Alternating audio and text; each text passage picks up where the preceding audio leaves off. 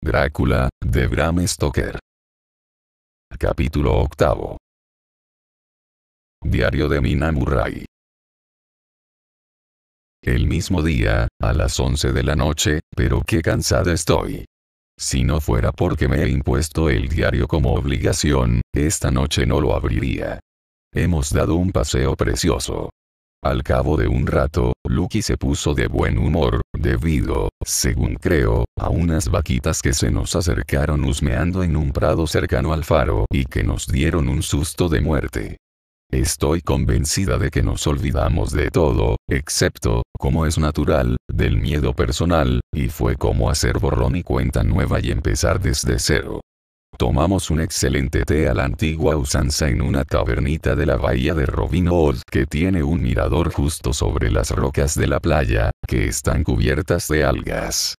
Creo que la nueva mujer se habría quedado atónita ante nuestro apetito. Benditos sean los hombres, más tolerantes. Después regresamos a casa, haciendo unas cuantas paradas, o más bien muchas, para descansar, con el corazón encogido por un miedo creciente a los toros salvajes. Lucky estaba realmente cansada, y teníamos la intención de acostarnos lo antes posible. Pero llegó el cura joven, y la señora de Westenra le pidió que se quedara a cenar. Tanto Lucky como yo tuvimos que hacer auténticos esfuerzos para aguantar a ese pesado. Reconozco que los míos fueron verdaderamente heroicos. Pienso que los obispos deberían reunirse un día de estos para tomar la decisión de preparar una nueva clase de curas que no se queden a cenar por mucho que se les insista y que sepan cuando están cansadas las chicas. Lucky duerme, y su respiración es normal. Tiene más color en las mejillas que de costumbre, y un aspecto encantador. Si el señor Olmwood se enamoró de ella solo con verla en el salón, me gustaría saber qué diría si la viera ahora. A algunas escritoras de las nuevas mujeres algún día se les ocurrirá la idea de que se permita a los hombres y a las mujeres verse mientras duermen antes de declararse o de aceptar. Pero supongo que la nueva mujer del futuro no condescenderá a aceptar. Será ella quien se declare. Bonito papel. En cierto modo es un consuelo. Estoy muy contenta esta noche, porque mi querida Lucky parece encontrarse mejor. Creo realmente que ha superado el momento crítico y que ya ha vencido los problemas de sus sueños. Sería muy feliz si supiera que Jonathan, que Dios lo bendiga y lo proteja. 11 de agosto, a las 3 de la madrugada, de nuevo el diario. Como no puedo dormir, voy a escribir. Me encuentro demasiado agitada para dormir. Hemos pasado por tal aventura, por una experiencia tan angustiosa. Me quedé dormida en cuanto cerré el diario. De repente me desperté por completo, y me incorporé, embargada por una horrible sensación de miedo y un sentimiento de vacío. Como la habitación estaba a oscuras, no podía ver la cama de Lucky. Avancé a tientas hacia ella. La cama estaba vacía. Encendí una cerilla y comprobé que Lucky no estaba en la habitación. La puerta estaba cerrada, aunque no con llave, que era como yo la había dejado. Temía despertar a su madre, que últimamente se encuentra más enferma que de costumbre, así que me puse algo de ropa y me dispuse a ir en su busca. Al salir de la habitación se me ocurrió que la ropa que se hubiese puesto podría servirme de pista para reconocer sus intenciones de sonámbula. Si era una bata, significaría que estaba en casa, si un vestido, en la calle. Gracias a Dios, me dije, que solo lleva el camisón. Corrí escaleras abajo y miré en el salón. No estaba allí. Después busqué por todas las habitaciones de la casa que estaban abiertas, con el corazón encogido por un temor creciente. Finalmente llegué a la puerta del recibidor y la encontré abierta. No estaba abierta de par en par, pero el pestillo no estaba echado.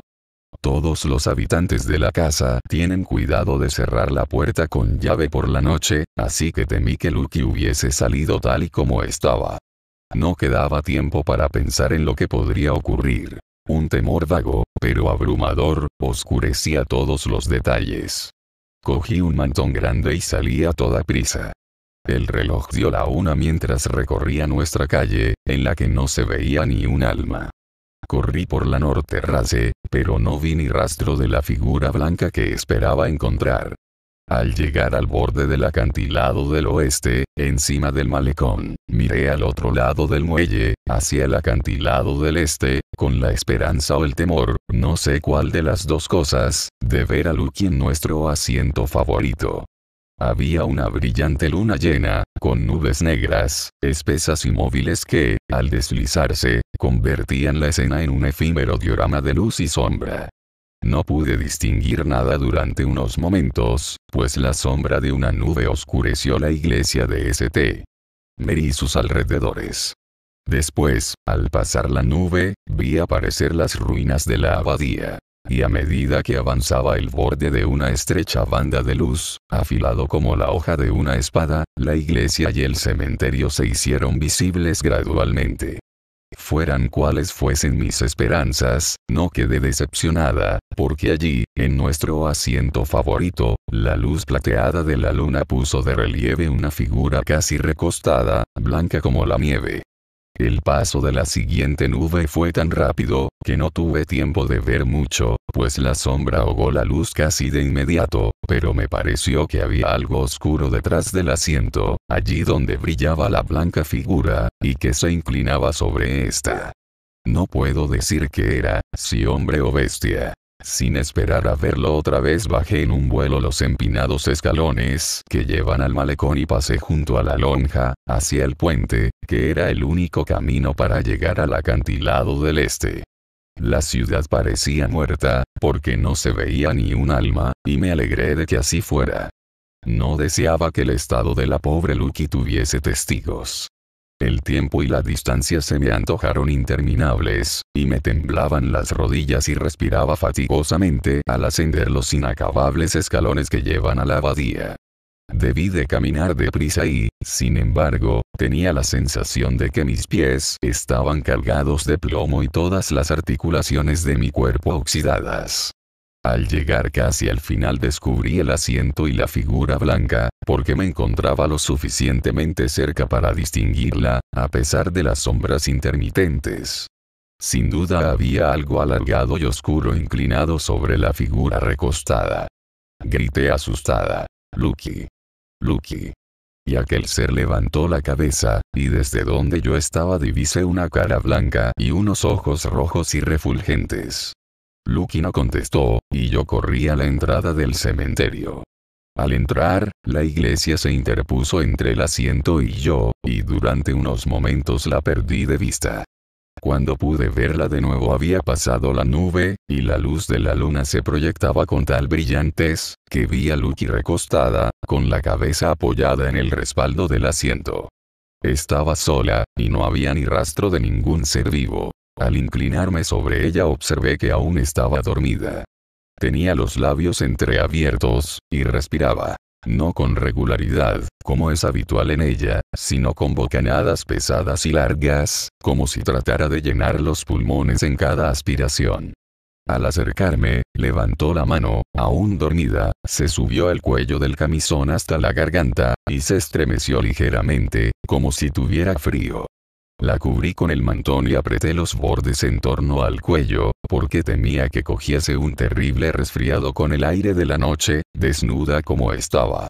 Me daba miedo despertarla bruscamente, de modo que, para tener las manos libres y poder ayudarla, le abroché el mantón con un imperdible a la altura del cuello. Pero con la preocupación cometí la torpeza de pellizcarla o pincharla con él. Poco a poco, a medida que su respiración se hacía más sosegada, se llevó la mano al cuello y gimió. Tras arroparla cuidadosamente, le puse mis zapatos y empecé a despertarla con mucha dulzura. Al principio no respondió, pero su sueño se hizo gradualmente más inquieto, gimiendo y suspirando de cuando en cuando.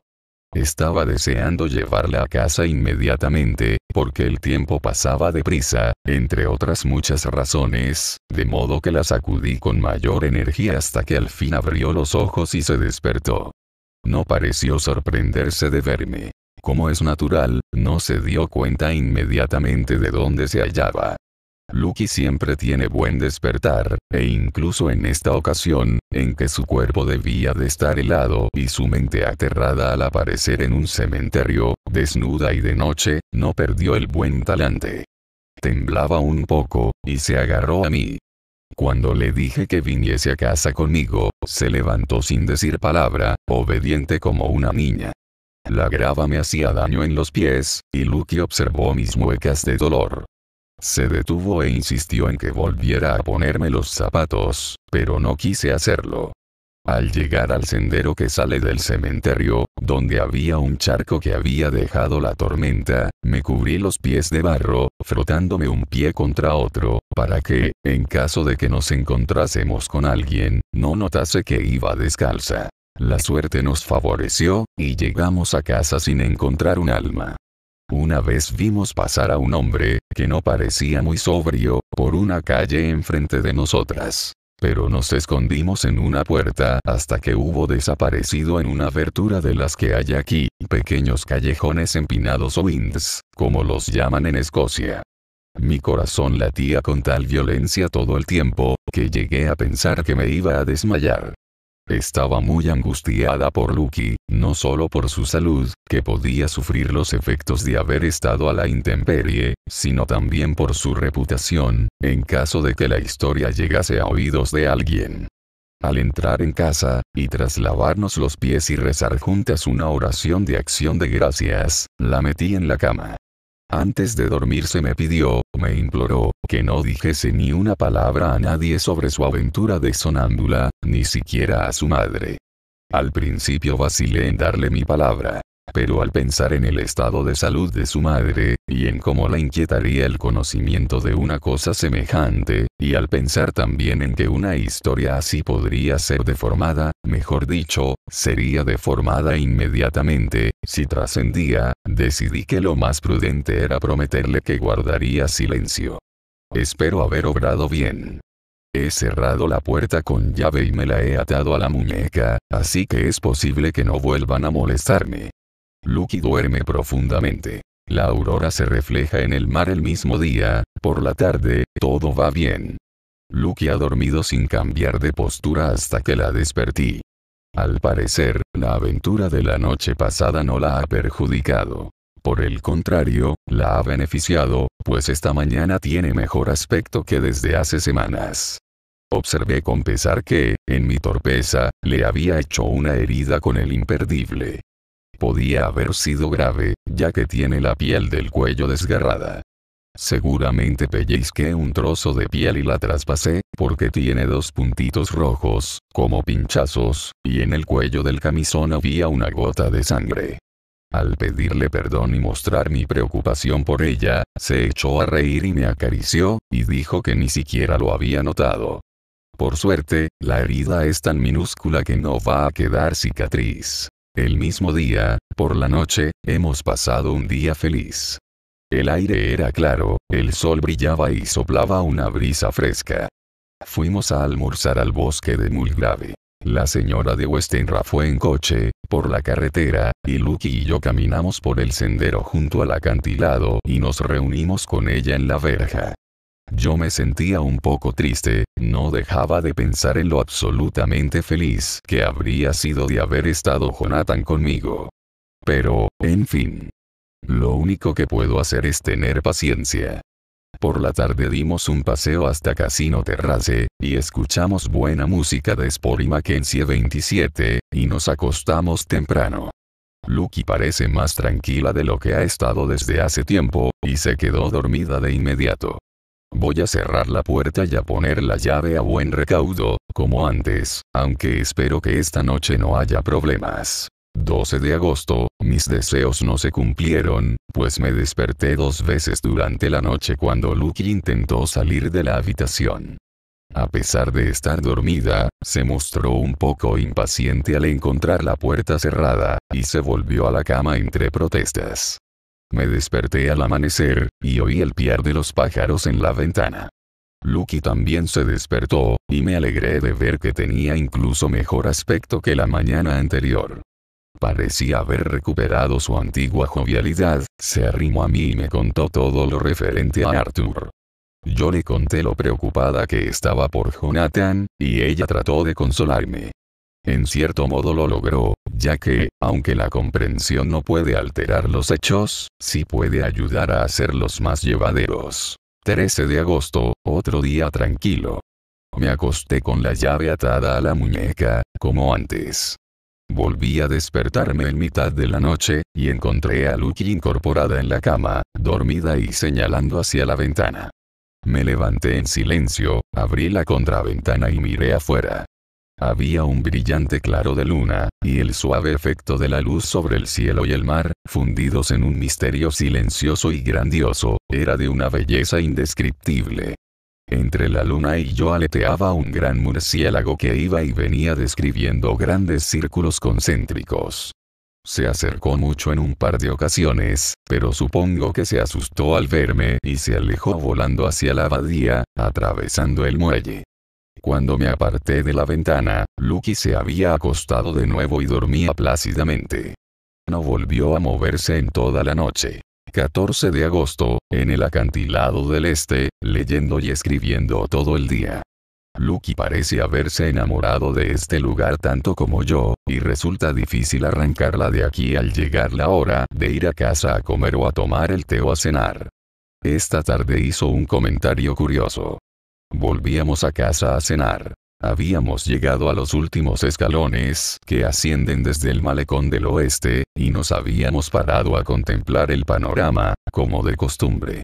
El sol poniente, muy bajo, se ocultaba tras el Quetlenes. La luz roja se derramaba sobre el acantilado del este y la antigua abadía, y parecía bañar todo en un bello resplandor rosado. Quedamos en silencio durante un rato, y de repente Lucky murmuró como para sus adentros. Otra vez sus ojos rojos. Son exactamente iguales. Fue una expresión tan rara, que no venía a cuento, que me sobresalté. Me volví ligeramente para ver bien a Lucky sin dar la impresión de estarla mirando, y observé que se encontraba en un estado de ensueño, con una extraña expresión en el rostro que no supe interpretar. Sin decir nada seguí la dirección de su mirada. Al parecer, Lucky tenía los ojos clavados en nuestro asiento, en el que había una figura oscura sentada a solas. Yo también me asusté un poco, porque durante unos momentos tuve la impresión de que aquel desconocido tenía grandes ojos como llamas ardientes. Pero una segunda mirada deshizo la ilusión. El sol rojo brillaba en las ventanas de la iglesia de St. Mary, detrás de nuestro asiento, y al ocultarse, se produjo un cambio tal en la refracción y la reflexión, que podía inducir a creer que la luz se movía. Hice observar a Lucky aquel curioso efecto, y volvió en sí sobresaltada, pero de todas formas parecía triste. Quizá fuese debido a que estaba pensando en aquella terrible noche que había pasado allá arriba.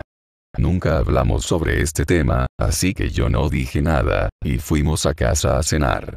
Lucky tenía dolor de cabeza y se acostó temprano. Como la vi dormida, salí a dar un paseíto. Caminé hacia el oeste, por los acantilados, inundada por una dulce tristeza, porque pensaba en Jonathan. Al regresar a casa, había un brillante claro de luna, tan brillante que, aunque la calzada de nuestra calle, que describe un semicírculo, estaba envuelta en sombras, se veían bien todas las cosas. Miré hacia nuestra ventana y vi la cabeza de Lucky asomada a ella. Pensé que quizá estuviera buscándome, así que abrí mi pañuelo y lo agité. No se dio cuenta ni hizo ningún movimiento. Justo en ese momento la luna se deslizó tras una esquina del edificio y la luz cayó sobre la ventana. Allí estaba Lucky, con la cabeza apoyada en un costado del alféizar, con los ojos cerrados. Estaba profundamente dormida, y junto a ella, sentado también en el alféizar, había algo que parecía un pájaro de gran tamaño.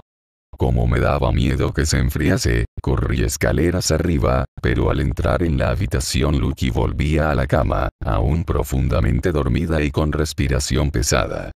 Tenía la mano en el cuello, como para protegerse del frío. En lugar de despertarla, la arropé.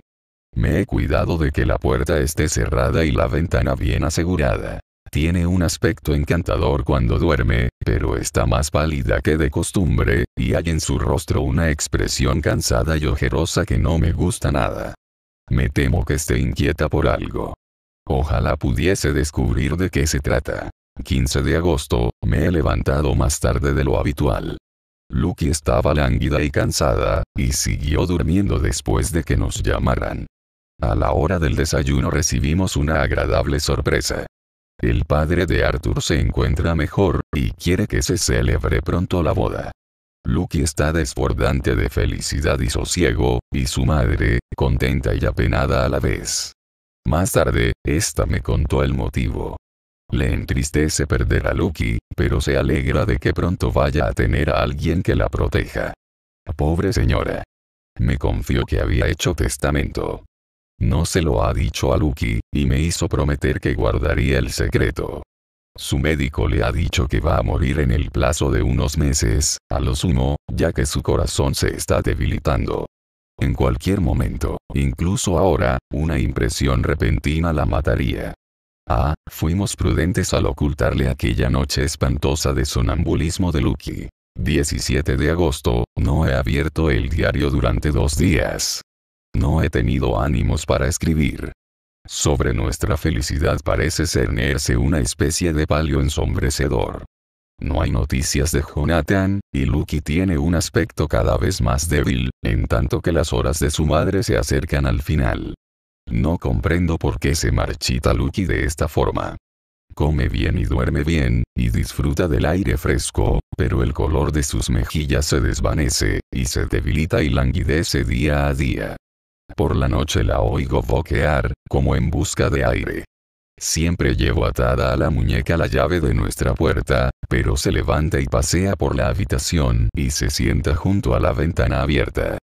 Cuando me desperté anoche la encontré asomada a ella. A pesar de mis esfuerzos no pude despertarla. Se había desmayado. Cuando logré hacerla volver en sí estaba blanda como el agua, y lloraba en silencio entre luchas largas y dolorosas por respirar.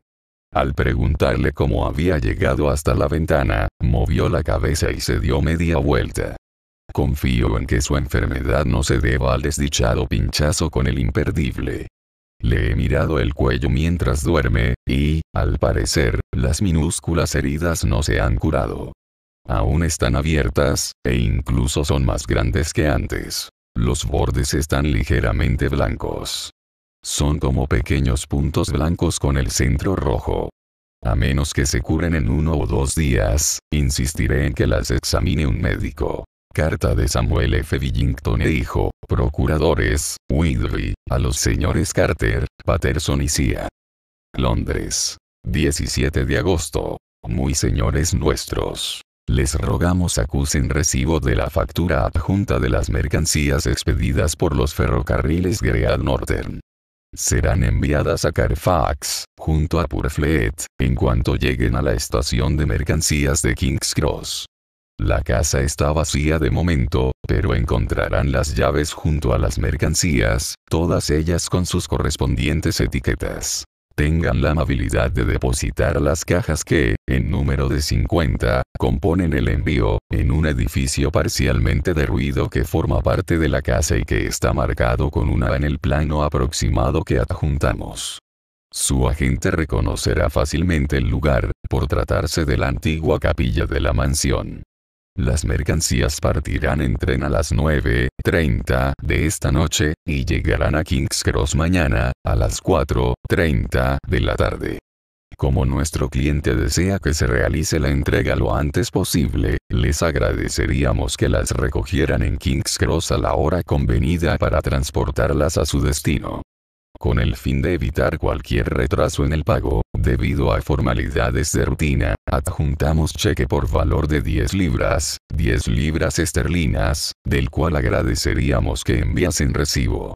En caso de que los gastos fuesen inferiores a esta cantidad, pueden enviarnos el resto. Si los rebasaran, les enviaríamos inmediatamente un cheque con la diferencia en cuanto recibamos su notificación.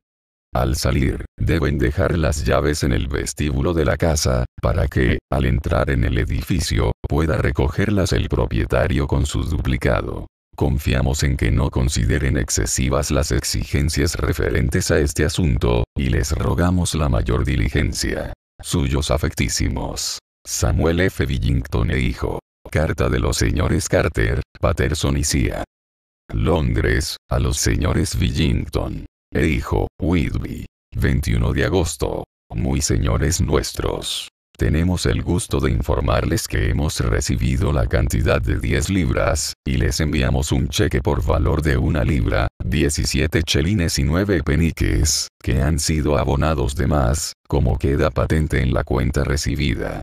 Las mercancías han sido enviadas según sus instrucciones, y las llaves se han dejado en el vestíbulo, tal y como nos indicaron. Les saludan respetuosamente. Carter, Patterson y Cia. Diario de Mina Murray. 18 de agosto, hoy soy feliz, y escribo estas líneas sentada en el banco del cementerio. Lucky se encuentra muchísimo mejor. Anoche durmió bien durante toda la noche, y no me molestó ni una sola vez. Parece que el color vuelve a sus mejillas, aunque aún está lamentablemente pálida y macilenta. Lo entendería si estuviera anémica, pero no es así. Se encuentra con ánimos y llena de vida y alegría. Al parecer ha desaparecido esa reserva morbosa, y acaba de recordarme, como si yo necesitara que me lo recordasen, aquella noche, y que fue aquí, en este mismo asiento, donde la encontré dormida. Mientras me hablaba, golpeaba juguetonamente la losa de piedra con el tacón de la bota, y me dijo. Mis pies no hicieron mucho ruido entonces. Seguramente, el pobre señor Esuales me habría dicho que era porque no quería despertar a Geordie. Como estaba tan comunicativa, le pregunté si había soñado aquella noche. Antes de contestar, en su frente apareció esa expresión preocupada y dulce que Arthur, le llamó Arthur, como hace Lucky, dice que adora. Y no me extraña que así sea. Después continuó, casi soñadora, como si tratara de evocarlo. No soñé. Todo parecía real. Solo quería estar en este lugar, no sé por qué, pues estaba asustada por algo, no sé qué.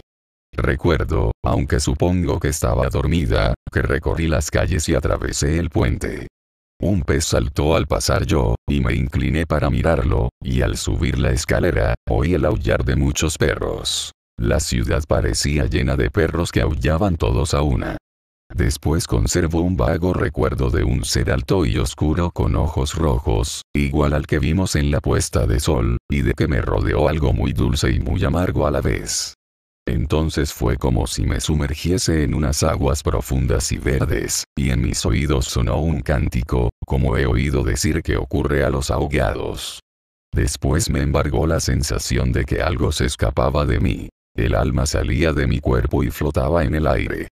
Creo recordar que, en un momento determinado, el faro oeste se encontraba justo a mis pies, y después experimenté una sensación angustiosa, como si estuviese atrapada en medio de un terremoto, y al volver en mí me encontré contigo, que me zarandeabas. Debí hacerlo antes de sentirlo. Se echó a reír. Todo me resultaba un poco extraño, y la escuché con la respiración contenida. No me gustaba aquello, y pensé que lo mejor sería no mantener sus pensamientos fijos en aquel tema, así que cambiamos de conversación, y Lucky volvió a ser como antes.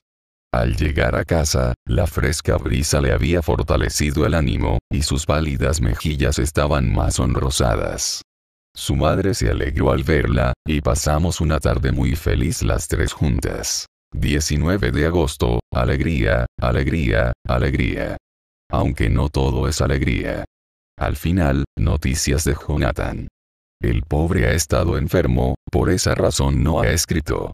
El señor Hawkins me remitió la carta, y él también me escribió, con mucha amabilidad. Tengo que marcharme por la mañana para ir a ver a Jonathan y ayudar a cuidarlo si fuese necesario y traerlo a casa. El señor Hawkins dice que no sería mala idea que nos casáramos en el extranjero. He llorado tanto al leer la carta de la buena monja, que siento su humedad en mi pecho, donde la he guardado. Es de Jonathan y debe estar junto a mi corazón, porque él está en mi corazón. El viaje ya está organizado y el equipaje listo. Solo voy a llevarme un vestido de repuesto. Lucky llevará mi baúl a Londres y lo guardará allí hasta que yo le pida que me lo envíe, porque es posible que no debo escribir más. Voy a dejarlo en reserva para contárselo a Jonathan, mi marido. La carta que él ha visto y tocado me consolará hasta que estemos juntos. Carta de Sor Agatha, Hospital de San José y Santa María, Budapest. A la señorita Wilhelmina Murray. 12 de agosto. Estimada señorita. Le escribo por deseo del señor Archer, que no posee fuerzas suficientes para hacerlo personalmente, aunque mejora, gracias a Dios y a San José y Santa María. Está a nuestro cuidado desde hace casi 6 semanas, aquejado de una violenta fiebre cerebral.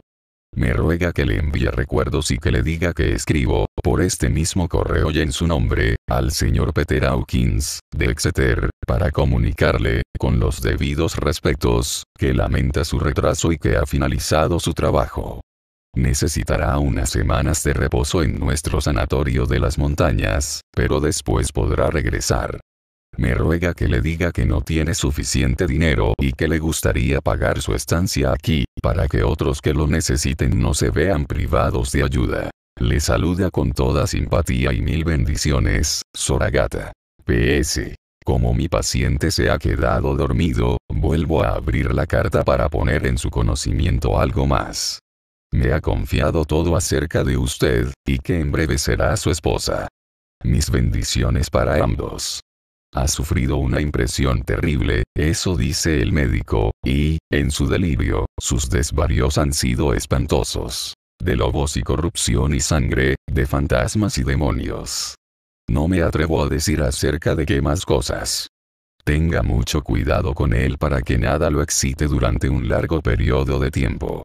Las huellas de una enfermedad como la suya no se borran con facilidad. Hubiéramos debido escribir hace tiempo, pero no sabíamos nada de sus amigos, y él no llevaba nada encima que pudiera servir de ayuda. Llegó en el tren de Klausenburg, y, según dijo el jefe de estación al guardia, se precipitó en el andén pidiendo a gritos un billete para volver a casa. Al ver por su porte que se trataba de un inglés, le dieron un billete para la estación más lejana que tocaba el tren. Tenga la seguridad de que se halla en buenas manos. Se ha ganado a todos con su dulzura y bondad. Está mejorando, y no me cabe duda de que dentro de unas semanas se habrá recuperado del todo. Pero tenga cuidado con él, en bien de su seguridad. Ruego a Dios y a San José y Santa María que vivan muchos años felices los dos juntos. Diario del Dr. Seward. 19 de agosto, cambio extraño y repentino en Renfield la noche pasada. Alrededor de las 8 empezó a excitarse y a husmear el aire como un perro cuando se está adaptando. Al celador le chocó su actitud, y, como sabe lo mucho que me intereso por él, le animó a hablar. Por lo general, es respetuoso con el celador, a veces servil. Pero esa noche, según me contó este hombre, se comportó de una forma arrogante. No consintió hablar con él. Todo lo que dijo fue: no quiero hablar con usted. Usted no cuenta ahora. El maestro está cerca. El celador piensa que se trata de algún tipo de manía religiosa que se ha apoderado de él repentinamente. Si así fuera, debemos vigilar la aparición de posibles ataques, porque un hombre fuerte con manía religiosa y homicida al tiempo puede ser peligroso. La combinación es espantosa. Fui a verlo a las 9. Su actitud hacia mí era la misma que hacia el celador. En su sublime autoabsorción, la diferencia entre el celador y yo se le antoja inexistente. Padece una manía religiosa, y pronto llegará a creer que es Dios. Estas distinciones infinitesimales entre hombre y hombre son demasiado insignificantes para un ser omnipotente. ¿Cómo se traicionan estos locos? El Dios real vela porque ni un gorrión sufra daño, pero el Dios creado por la vanidad humana no ve la diferencia entre un águila y un gorrión. Ah, si los hombres supieran. La excitación de Renfield fue en aumento aproximadamente durante media hora. Aunque no tenía intención de observarlo, lo mantuve bajo estrecha vigilancia. De repente apareció en sus ojos esa mirada furtiva que siempre se descubre en los locos cuando se aferran a una idea, y con ella los movimientos taimados de la cabeza y la espalda que los celadores de los manicomios conocen también. Se quedó en silencio y fue a sentarse en el borde de la cama con resignación, y miró al vacío con ojos apagados. Pensé en averiguar si su apatía era real o fingida, y traté de hacerle hablar de sus animales, tema que hasta entonces había despertado su interés. Al principio no contestó, pero finalmente dijo, malhumorado: que se vayan al infierno. Me importan un pito todos ellos. ¿Cómo? Dije. No querrá decirme que no le importan las arañas. En este momento, su pasatiempo son las arañas, y el cuaderno se va llenando con columnas de pequeñas cifras. Contestó enigmáticamente. Las damas de honor alegran los ojos de los que esperan la llegada de la novia. Pero, en cuanto ésta llega, las damas dejan de brillar para los ojos que están satisfechos. Se negó a explicar sus palabras y se quedó sentado obstinadamente en la cama durante todo el tiempo que seguí con él. Esta noche estoy preocupado y desanimado. No puedo evitar pensar en Lucky y en lo diferentes que podrían haber sido las cosas. Si no me duermo inmediatamente, Cloral, el Morfeo moderno. C2HCl3 o H2O. Tengo que andar con cuidado para que no me cree hábito. No. Esta noche no voy a tomarlo. He pensado en Lucky, y no voy a deshonrarla mezclando las dos cosas. Si es necesario, esta noche velaré más tarde. Me alegro de haber tomado esta decisión, y más me alegro de haberla mantenido. Estaba tumbado, dando vueltas, y solo había oído dar las 2 en el reloj, cuando vino el vigilante nocturno, a quien habían enviado de la sala, a decirme que Renfield se había escapado. Me puse unas ropas por encima y bajé inmediatamente. Mi paciente es una persona demasiado peligrosa para andar por ahí suelto.